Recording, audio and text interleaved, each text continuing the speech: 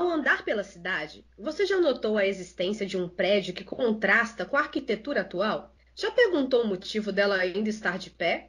Que histórias aquele lugar conta? E eventos na sua cidade? Já participou de algum que acontece todos os anos e provou comidas típicas e singulares? Hoje vamos conversar sobre o conceito de patrimônio cultural. Sou a Louise Costa, professora do município de Nova Lima. Eu sou Anderson Costa, professor de artes do município de Ribeirão das Neves. Meu nome é Guilherme Baconin, eu sou professor de Neves e de BH. Vamos começar então aqui nossa conversa sobre patrimônio. Essa palavra ela vai ter várias modificações ao longo da humanidade. E a gente vai ter 3 momentos na história, vai ser crucial para o que a gente vai estudar hoje. O primeiro momento é lá na época do Império Romano. A palavra patrimônio, ela vem da pater família, que quer dizer o quê? É aquele patrimônio legal, né, de bens materiais, igual um imóvel, um tecido, que naquela época era comum, era riqueza ter tecidos, joias, escravos. E isso era passado de pai para filho. E principalmente com um foco numa elite, em quem dominava, tinha dinheiro para poder passar isso para frente. Então, quando a gente está pensando num patrimônio que ele é romano, ele é muito relacionado ainda a uma família. O Estado não tinha uma ideia de patrimônio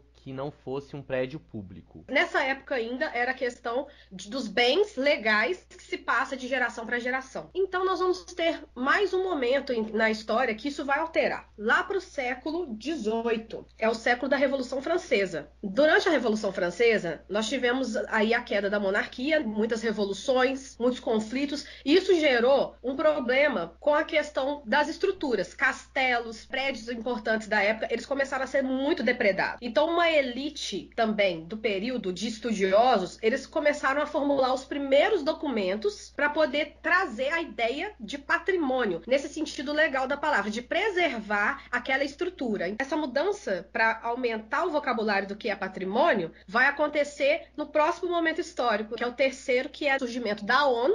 E a ONU, ela vai aparecer no final da Segunda Guerra Mundial. E aí a gente vai ter também a Unesco, que vai ficar responsável por essas questões do patrimônio. Nesse período, então, aumentou a quantidade de coisas que seriam patrimônio. Veio a preocupação de preservação real das culturas, das estruturas, né, dos monumentos, obras de arte. A ONU, ela é fundada em 45 por um grupo de 51 países, e ela tem como objetivo a manutenção da paz internacional. Então ela é fundada como uma organização diplomática na tentativa de impedir que uma nova guerra como aquela surgisse. O que ela vai fazendo com o tempo vai se expandindo, como por exemplo a Unesco.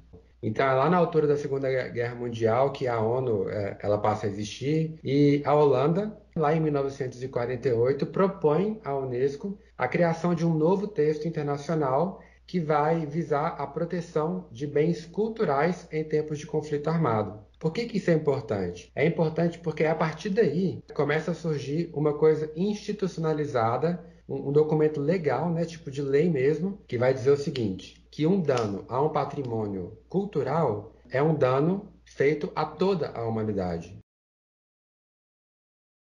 Então a gente entendeu mais ou menos qual que foi esse processo para o patrimônio cultural e como que ele surgiu. E agora a gente tem que pensar que ele é dividido em 2 coisas. O primeiro é o patrimônio material. Então, galera, patrimônio material é todo aquele patrimônio que é concreto, que tipo é um edifício, é um objeto artístico que você pode tocar. Então, aqui, por exemplo, em Minas Gerais, nós temos vários bens materiais que foram tombados tanto pelos municípios, pelo estado, pelo país e até pela própria Unesco. Em Ribeirão das Neves, por exemplo, eu não sei se quem aí conhece a região, se já teve curiosidade de saber o que é aquele sino na Praça da Matriz. Sabe onde tem aquela igreja da Nossa Senhora da Piedade? Ali na Praça de Justinópolis? Então, ali perto, né, na frente da igreja, a gente tem um sino, que foi o sino da Igreja Matriz. Foi construído em 1922, juntamente com a igreja de Nossa Senhora da Piedade. A antiga igreja, que foi construída em 22, ela não existe mais, ela foi derrubada em 1982 para dar lugar à igreja nova, que está lá até os dias de hoje. Em 1990, o sino da Praça da Matriz ele foi tombado como patrimônio histórico da cidade de Neves, ou seja, ele não pode ser destruído, porque ele é um patrimônio cultural da cidade de Ribeirão das Neves. Aí agora em Nova Lima, um outro exemplo, a gente tem um conjunto histórico e paisagístico da Serra da Calçada, que fica ali entre a cidade de Nova Lima e a cidade de Brumadinho. O Serra da Calçada, esse conjunto, ele é um exemplo importante para trazer essa ideia de memória cultural. O que é memória cultural? Todo aquele conjunto é considerado um patrimônio cultural porque ali acontecia alguma coisa importante para a história daquela região. Era a rota da mineração entre os séculos 18 e 19. Em Nova Lima, você conhece algum outro patrimônio, Lu? Em Nova Lima, a gente tem muitos patrimônios, principalmente municipais. A gente vai ter a igreja da Nossa Senhora do Pilar, que é a igreja com obras da época do Barroco. A gente tem também o próprio teatro municipal, que ele tem uma arquitetura que é Art Deco. Inclusive, a gente tem aí aquele complexo industrial antigo, né, da Morro Velho, foi a empresa mineradora que dominou Nova Lima durante muito tempo. Ele é o bem mais recente preservado da cidade. Agora em BH nós temos vários. Eu vou falar aqui talvez daquele que seja o principal, que é o conjunto arquitetônico da Pampulha.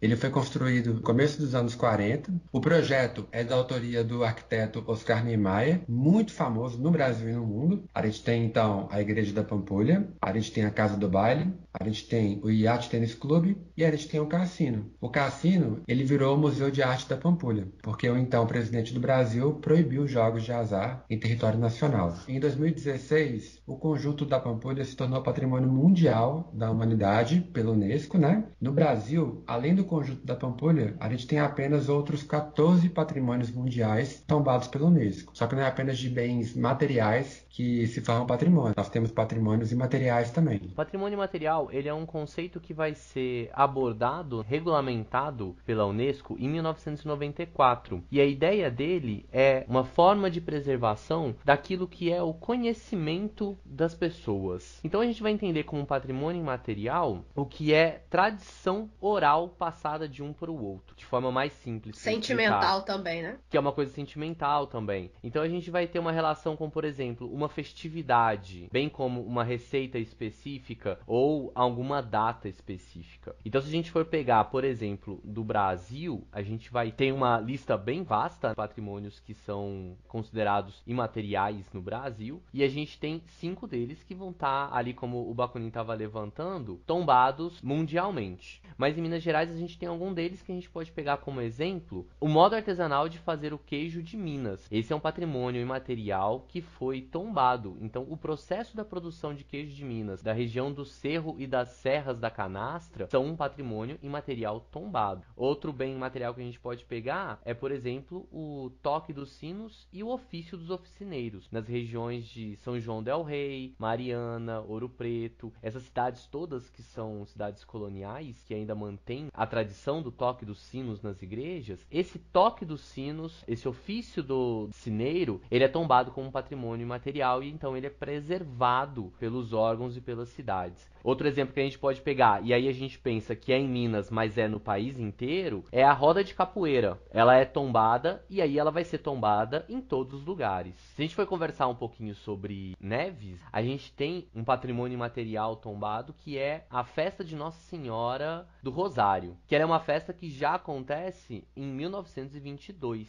antes mesmo da própria fundação da igreja, que vai acontecer em 1924. E aí em Nova Lima, para quem sabe, todo Natal a gente tem aquele bolo famoso que é a queca. Ele é um bolo que foi tombado pela cidade. O tombamento, ele serve para proteger determinado bem da sociedade. Qualquer pessoa pode indicar que um bem para ser tombado. Ele vai passar por uma fiscalização, vai ser analisado dentro de uma legislação específica de cada região. E a gente tem o tombamento desde o municipal ao nível mundial. Então, nas prefeituras das cidades, você vai ter um órgão dentro da prefeitura responsável por organizar o tombamento do município. Do nível municipal, a gente vai para o nível estadual. A gente tem o IEFA, que é responsável pelo tombamento do nível estadual. Do nível nacional, vai ser o IFAM. Todos eles têm site, você pode entrar e pesquisar e ver tudo que foi tombado. E do nível mundial, a gente vai ter a Unesco. E o interessante é que isso se divide na hora do tombamento. Você vai ter o livro, é um livro mesmo de registros de tombo para arquitetura e para questões físicas, né, do material, né, onde a gente vai ter sítios arqueológicos, vai ter arquivos de biblioteca, textos, isso também pode ser tombado. E tem um outro livro de registro que é para o imaterial.